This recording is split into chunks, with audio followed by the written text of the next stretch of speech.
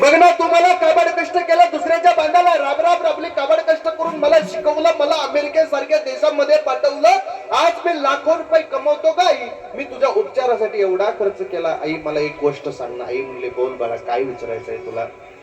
पोरगं म्हणता, आई आज तुला दिसत नव्हतं तर मी तुझ्या डोळ्याचं ऑपरेशन लाखो रुपये घालून खर्च करून मी तुझ्या डोळ्याचं ऑपरेशन केलं.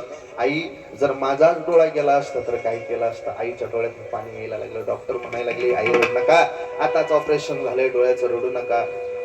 आईचं अंतकरण रवायला लागलं, रडायला लागली. आई रडणारी आईनं सांगितलं, बाळ्या अरे 5वीत असताना ज्यावेळेला तुझा डोळा गेला ना, तुझा 5वीत असताना डोळा गेला त्यावेळेला सगळी पोरं तुला आंधळा म्हणत होती रे.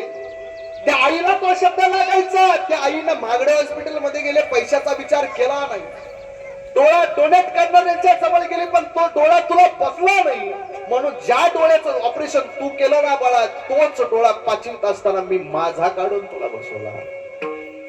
करी लाभाविन प्रीती, कधी लाभ आपल्याला व्हावा त्याच्यापासून मला काहीतरी मिळावं, मला दागदागिने मिळावे, मला धरून कपडा मिळावा, मला साड्या मिळाव्या, मला लाखो रुपयाचा बंगला मिळावा. आई कधीच अपेक्षा करीत नाही. झोपडी असावी पण माझ्या पोराची कष्टाची असावी. कष्टाची झोपडी असावी. माझ्या मुलांना माझ्यासाठी नाही काय केलं तरी चालेल, पण सांगता आता माझ्या पोरं वृद्धाश्रमामध्ये नेऊन आई वडिलांना तिथं टाकतात.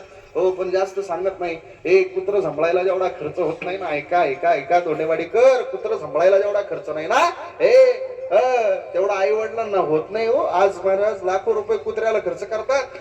काल मुंबईला चुनाभट्टीला कीर्तन झालं. मुंबईला बघितलं, एकाच्या घरामध्ये मोठा मोठा डॉबरमॅन आहे. हो, त्याला पेडेगिरी आहे, त्याला बिस्किट आहे, त्याला इंजेक्शन आहे, त्याला गोळ्या आहेत, त्याला औषध आहे, त्याला रोज धुणं पान आहे महाराज. आणि एवढ्यावरती नाही, लाखो रुपयाच्या गाडीमध्ये, फॉर्च्युनर सारख्या लाखो रुपयाच्या गाडीमध्ये ती कुत्र डॉबरमॅन घेऊन ही माणूस पुढे बसवतोय. त्या डॉबरमॅनला स्वतः गाडी चालवते. कुत्र खिडकीत तोंड बाहेर काढते. उमेश महाराजांनी म्हणते, आता हे काही माणसात राहिलेला, आता हे आमच्यात आला. पण एक सांगू का, लाखो रुपयाचा खर्च करून मला पेडेगिरी आणि इंजेक्शन आणि गोळ्या औषध आपण त्या कुत्र्यासाठी करतो ना दादा. वृद्ध आश्रमातला आपला एक आईबाप घरात आणा आणि घरात त्या आई बापाची सेवा करा. नाही घरात ठेवू वाटलं तर गोट्यात ठेवा. गोट्यात जात असताना सकाळी कामाला जातो ना, आपल्याला नोकरी आहे ना, आपल्याला वेळ भेटत नाही ना आपल्या आईसाठी, नाही आपल्या बाळा, नाही आपल्याला आपल्या बाबासाठी वेळ भेटत ना. राहू द्या दादानं, जाता जाता गाडीवरनं जात असताना डाव्या हातानं राज्य शिळे भाकरी घ्या, त्याच्यावरती चटणी घालू नका, काही घालू नका, नुसती बांधा आणि गाडीवरनं जाता जाता गोट्याच्या दिशेने भिरकून द्या. गोट्यात पडली का, गोट्याच्या आत पडली का, बाहेर पडली, ही माग वळून बघू नका, सरळ निमुटवाने पुढे जा.